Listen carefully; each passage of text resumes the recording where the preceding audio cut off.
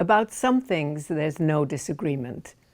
Women came out of the Depression in the late 1930s with a strong message that they belonged in the labor force only if they needed to work. Preparations for war expanded the need for workers and ate into the unemployment figures. After 1939, when World War II began in Europe and the U.S. prepared for war, the unemployment rate among men declined drastically.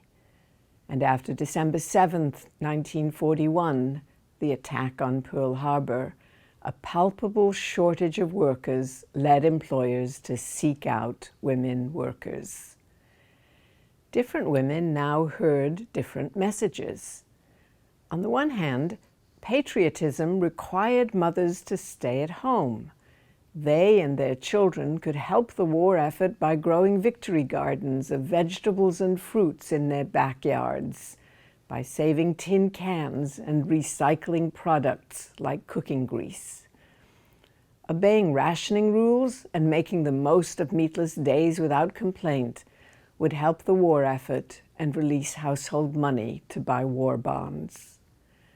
On the other hand, patriotism required every woman to do her bit.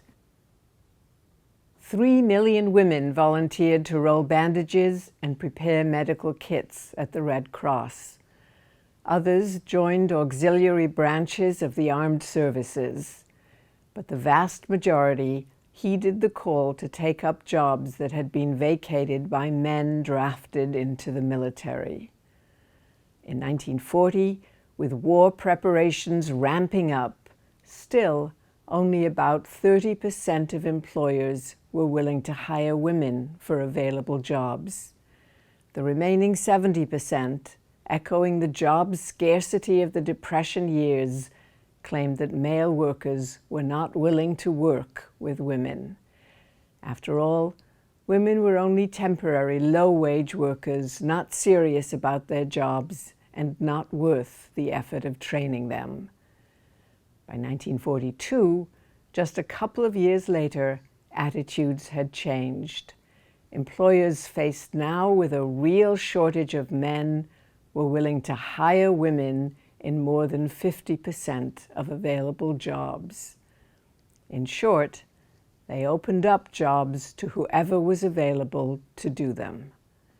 Some large employers provided laundry services for their workers, prepared meals for them to take home, and safe transportation for night workers.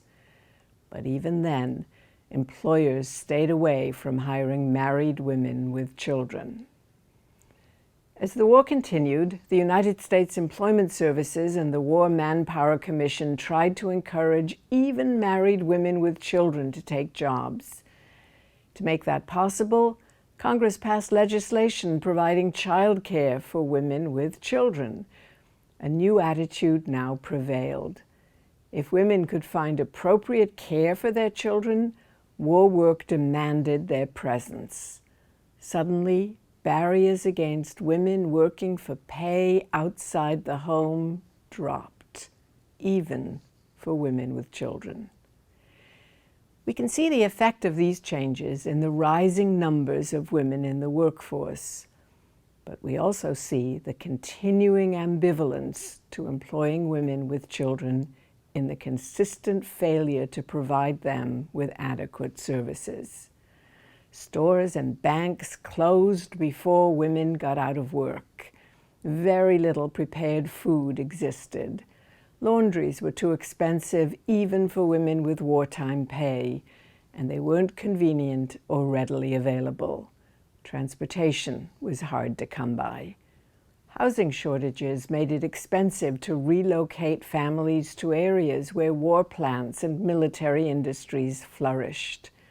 Sometimes the prefab houses constructed for new workers lacked schools and churches and amenities like playgrounds and grocery stores.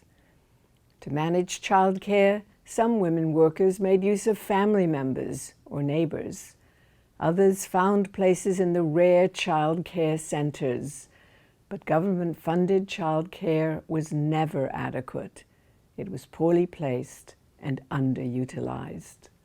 horrendous stories leaked into the papers, stories of children being locked in cars all day while their mothers worked, or of latchkey children asked to let themselves in after school and feed themselves and their younger siblings. Still, when we look at the data, we see what happened. In 1930, about 10 million women worked for wages. Less than a third of them were married. In 1940, about 13 million women worked for wages, and only a third of them were married. The number of women workers spiked at around 19 million at the war's peak. By 1950, after the war was over, 16 million women remained in the labor force. Half of them were married. Something had changed. By the 60s and 70s, larger and larger proportions of those working would be married women.